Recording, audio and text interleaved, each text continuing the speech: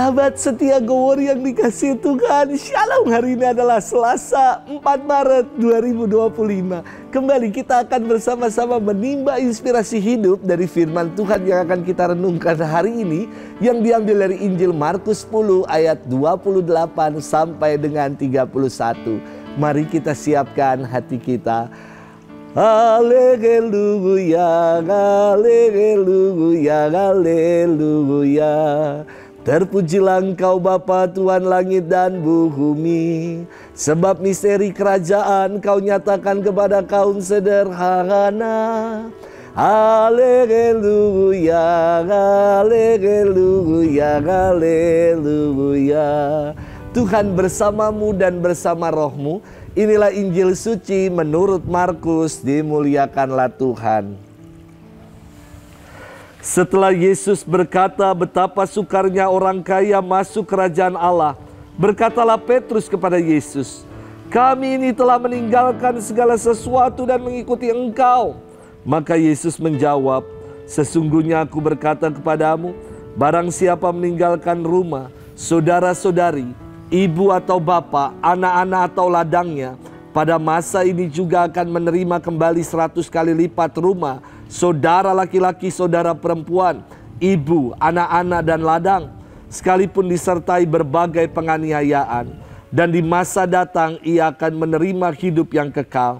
Tetapi banyak orang yang terdahulu akan menjadi yang terakhir, dan yang terakhir akan menjadi yang terdahulu." Demikianlah sabda Tuhan. Terpujilah Kristus. Sahabat setia Go Word yang dikasihi Tuhan, Shalom. Dari kecil saya dididik sama papa untuk menjadi pribadi yang tangguh dan jangan mudah menyerah. Papa selalu mengajarkan jangan cari enaknya saja dalam hidup. Maka kalau kami anak-anak mau beli sesuatu, tidak hanya sekedar minta lalu dituruti, tidak. Tidak semudah itu hidup, Ferguson. Tetapi kami diajar untuk menabung, untuk berjuang. Saya waktu SD udah jualan nasi uduk. Saya beli di dekat rumah 3-4 bungkus nasi. Lalu ketika jam istirahat saya jual kepada teman-teman. Untungnya saya tabung dan saya belanjakan nasi uduk yang lebih banyak lagi. Sampai pernah paling banyak saya menjual nasi uduk sebanyak 10 bungkus di sekolah dasar. Sahabat setia Go Word yang dikasihi Tuhan, firman hari ini lanjutan firman Tuhan kemarin.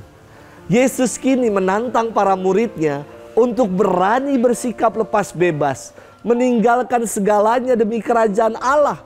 Mengapa? Kepada orang yang melekatkan diri pada kekayaan sukar untuk masuk surga.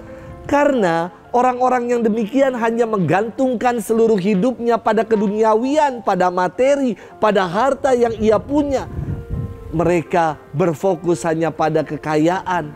Yesus bukannya melarang orang menjadi sukses dan kaya, tetapi yang Yesus kehendaki adalah keterharan hati untuk tidak melekat pada keduniawian, melainkan mau mengarahkan seluruh hidup pada yang ilahi, bukan pada mamon.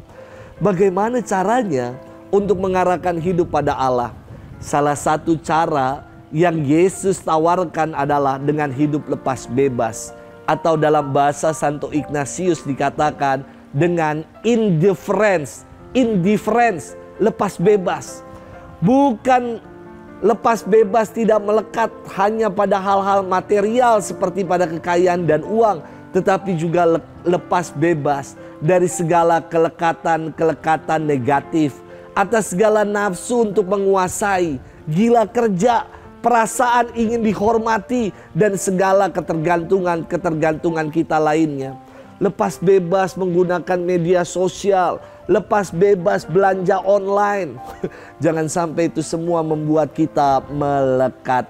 Yesus berkata, barang siapa meninggalkan rumah, saudara-saudari, ibu atau bapa, anak-anak atau ladangnya, pada masa ini juga mereka akan menerima ganjarannya 100 kali lipat. Maka pernah suatu kali ada kisah ketika seorang bos meminta para karyawannya, ada 3 orang karyawan disuruh memilih. Disiapkan oleh bos itu 3 hal ini, 2 amplop dan 1 kitab suci. Karyawannya disuruh memilih. Karyawan pertama sebagai seorang Katolik yang baik, dia mengatakan, minta maaf Bapak Bos, saya tidak mengambil kitab suci. Saya tahu ini isinya sabda Allah, tetapi saya lagi butuh. Saya ambil amplop ini karena saya butuh untuk biaya sekolah anak-anak. Yang kedua disuruh milih, tinggal antara amplop dan kitab suci. Yang kedua juga kembali mengambil amplop dan mengatakan, Bapak Bos, saya tahu kitab suci sungguh berharga, tetapi saya butuh sekali amplop ini untuk biaya anak saya yang sedang sakit. Yang ketiga, bukannya tidak punya pilihan, tetapi yang ketiga ini, dia memang mengambil kitab suci. Dia mengatakan, Bapak Bos, saya walaupun tadi ada amplop-amplop, saya akan tetap memilih kitab suci ini. Karena kebetulan saya belum punya kitab suci itu. Dan ia mengambil kitab suci itu. Ternyata di sela-sela kitab suci itu ditemukan 1 cek yang isinya jauh lebih banyak daripada amplop-amplop tadi. Ingin mengatakan dari kisah ini, kalau Allah, ketika kita mengarahkan hidup pada Allah, Allah akan mengganjarnya dengan segala yang baik, bahkan berlipat-lipat dari apa yang kita bayangkan dan yang kita pikirkan.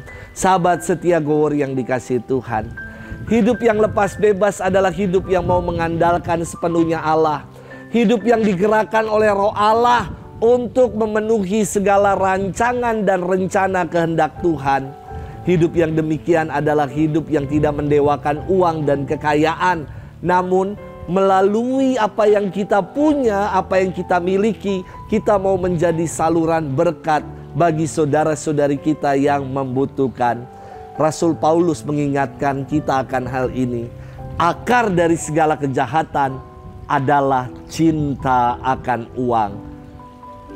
Tuhan tidak pernah melarang kita menjadi sukses dan kaya, tetapi jangan sampai kita menjual diri kita, menjual hidup kita untuk memperoleh kesuksesan dan kekayaan. Bahkan kita menjual Tuhan kita demi menjadi sukses dan kaya. Jangan seperti itu. Selamat bermenung. Tuhan memberkati kita selalu. Bapa dan Putra dan Roh Kudus. Amin.